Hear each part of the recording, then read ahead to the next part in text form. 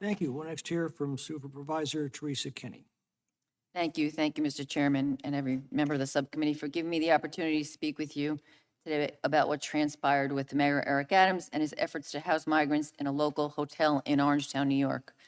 I'm here today as the town supervisor of Orangetown, a suburban community approximately 30 miles north of New York City, to give you some insight into what is happening around the country as a result of the migration crisis at the southern border. It is important to note at the onset that what is happening in Orangetown is not unique. It is playing out throughout communities all over our country as major cities are reaching capacity for migrant housing, and they are sending them to other communities without any regard for whether they have the resources or capabilities to handle them. Orangetown's story began on Friday, May 5th, when New York City Mayor Adams called to tell me about a pilot program he was implementing as part of his decompression strategy. The plan, he explained, was to relocate migrants from New York City and to house them in hotels all across New York State. His call was to let me know that a hotel in Orangetown had been identified as a possible location. Mayor Adams downplayed the plan, telling me there was a chance that no one would be housed in Orangetown, and he implied it would be happening in weeks. When pressed for specifics, he told me that a member of his team would get back to me. I received a call from a member of the mayor's staff, and that's when I learned that the plan was to house single adult males in a local hotel and that the buses would be arriving imminently. In fact, it was within hours of that call that I received photos of hundreds of mattresses stacked outside the Armoni Inn and Suites Hotel, and it was evident to me that the plan had been in the works for quite some time, and that it included giving local elected officials very little advance notice as a means to thwart legal challenges.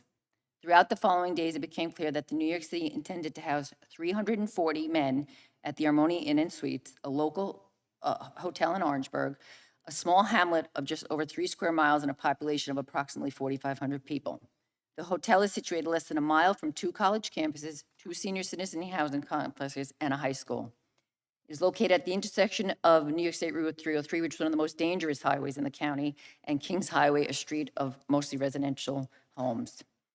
Mayor Adams' plan was simple: to convert the hotel in Orangetown into a housing facility for long-term residents, or in other words, to open a New York City homeless shelter in Orangetown, which is a clear violation of our local zoning standards. So based upon this information and what was garnered from the phone calls and the observations of medical supplies and other shelter items by town officials who inspected the property, the town issued a notice of violation to advise the hotel that it was not consistent with the definition of a hotel as set forth in our town code. Despite the issuance of the notice of violation, on Tuesday, May 9th, New York City scheduled a debriefing call with elected officials to tell us that they would be sending buses the next day.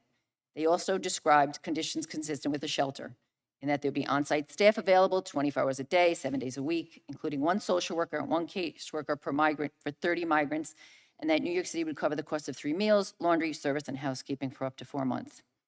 They also introduced us to the staff from DocGo, a company that New York City had contracted with, which specializes in providing medical-related services to shelters. In light of this, the town filed legal papers in Rockland County Supreme Court and retained a restraining order against the hotel on Tuesday, May 9th, effectively preventing the use of the hotel as a shelter and the arrival of any migrants from New York City the next day.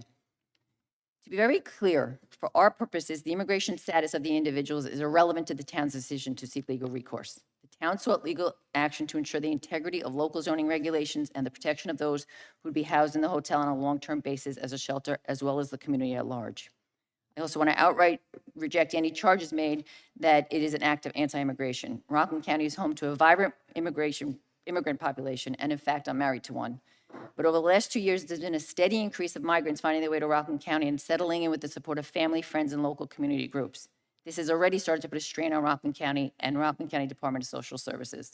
So much so that just over 2 months ago, Congressman Mike Lawler and County Executive Ed Day held a press conference and, standing with nonprofits, explained the financial impacts on Rockland County.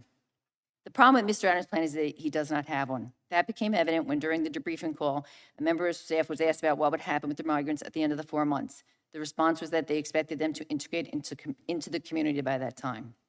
But Orangetown, like the rest of New York State, is in a housing crisis, affordability crisis. So the question is, how are these men without English skills, without family support, going to integrate into our community?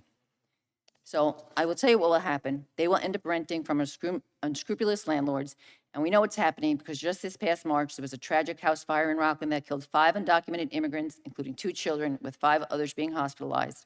Orange and Rockland County just do not have the resources or staffing levels to investigate and remedy these types of situations on a wide-scale basis. Without the federal government acting to stem the flow of migrants at the border, it was only a matter of time before it impacted all of our neighborhoods. While it is Orangetown today, it will be yours tomorrow.